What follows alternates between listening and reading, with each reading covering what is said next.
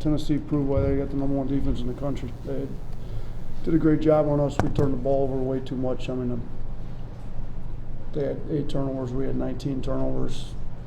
They scored 2, or we scored 2 points off their 8 turnovers. They scored 26 points off our 19 turnovers. To me, that's the biggest area of the game. Recording in progress. It was their physicality.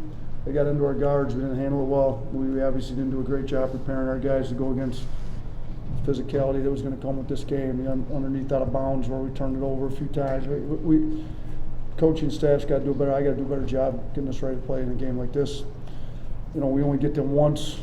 You know, if we get them again, it'll be the SEC tournament. So hopefully we're better prepared to play against a defense like this. And you know, our guys have now seen it. I mean, there's the reason these guys are good. I mean, their record isn't what everybody thought it was going to be in conference, because they've been maybe the unluckiest team I've seen with the last 2 losses. I haven't seen anybody lose back-to-back games quite like they did. But this is a really good team, and they showed it tonight. So, you know, our other issue was we didn't finish at the rim well. I mean, but they've got shot blocking, they got presence at the rim. We shot 6 of 20 at the rim for 30%. So, you know, if you finish 30% at the rim and have 19 turnovers, you're going to make it really hard on yourself to win. I thought our defense was good enough to win the game. We ended up out-rebounding them. They're a great rebounding team.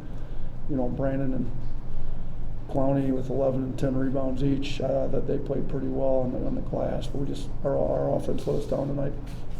Chase. Coach, I noticed you went to the full court press the last couple minutes to try to catch up, and the team seems pretty well constructed for full court pressure with the depth you have and the defensive athleticism. How confident are you in the full court press going forward if you need it again? Yeah, I mean, we haven't needed it. You know, our defense, we were 5th in the country in defensive efficiency coming in tonight, so our defense has been pretty good. You know, when you get down, you got to go to it. We do have enough depth, and we can go smaller, quicker at the 5 with like Clowney, you know, or Charles. You could tell Charles wasn't 100% tonight. We tried to play him, saw him. He wasn't himself, so we kind of went away from him in the second half. But yeah, you could put a rim protector like Charles back there, and hopefully we won't need to go to it too much. We haven't been down like that late in the game much this year, but yeah, I mean, if we need to, we can go to it. Awesome. Yeah, you kind of compared this Tennessee's team, you know, and their physicality to Houston. You know, you won that game. What was kind of the difference tonight? Yeah, we didn't turn the ball over that much in the second. I mean, you know, Houston's physicality and pressure bothered us early, and then I thought we settled in and did a better job late. You know, we got more stops against Houston late too, where, you know, our defense was not the issue tonight overall, but we couldn't get stops late in the game when we needed to, and we did against Houston. So, you know, we found a way to get some stops and score some buckets, kind of open that thing up against Houston. We couldn't do that against them tonight. Charlie, you mentioned Chug being limited. How much did that affect what you guys were able to do defensively? Talk about how the defense runs through and how much did that affect things? Yeah, I mean, they were obviously able to finish some stuff at the rim late that I don't think they would have got if Chuck was healthy. But, you know, I mean, stretches. Clowney's played well for us. Clowney played well tonight.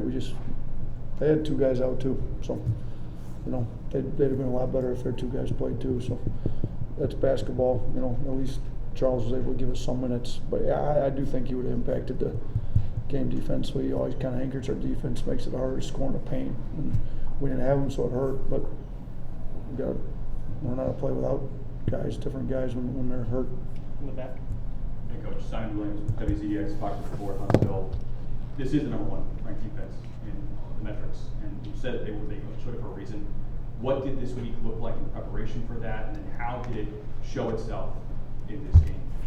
I mean, we tried to emulate it. You can't kind of have your scout team be a little more physical, and we obviously didn't do a good enough job. I mean, it's impossible for your scout team to emulate these guys, and then we don't play the same way we do. I mean, our defense is pretty good. I mean, they've got some bigger, and obviously Ziegler's quick, but outside of Ziegler, their guards are big, strong, kind of physical, and Ziegler can get up under you.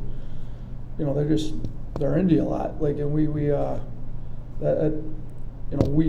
try to be some, but, you know, we also we've got a little bit different defensive game plan than they do, and theirs is obviously really good, and they recruit to it, and they've got a great roster for it, and ours is pretty good too. I mean, we're top 5 in the country. You just when they play different than you play, you can't really go first team, second team, and totally emulate it, and with a 2-day prep. But we tried. I mean, we'll try to do it a little bit better. And it's one of those deals where, you know, when you've got some days here moving forward where maybe isn't the day after a game and not the day before a game, just maybe mix some of this stuff in moving forward, just kind of get ready for them the second time you play them. 2 more, Charlie. You're maybe looking for a bright spot. Just what do you think of Jaden Bradley and his aggressiveness and ability to get to the rim? Yeah, I mean, he attacked our pressure like we needed to. He had 4 assists, 2 turnovers. I mean, you kind of look down the list, there's nobody else had a positive assist to turnover ratio. The best anybody else had was even. So, you know, when he got to the free throw line, he converted them fairly well. He's 10 of 14. So I thought he attacked it the way we needed to. You know, it's probably why he played the most out of all those guards. So, you know, we got to get our other guards, you know, kind of look at, we got to get Mark and Javon. And Javon's been good against these guys in the past. I was hoping he'd kind of get it going. He you know, his shooting percentage and turnovers I thought were a little uncharacteristic of him tonight, but he didn't handle the pressure as well as we'd have liked. Last one in the front. How do you feel Jemai Mashak and Jonas Adu kind of impacted what y'all wanted to do offensively tonight?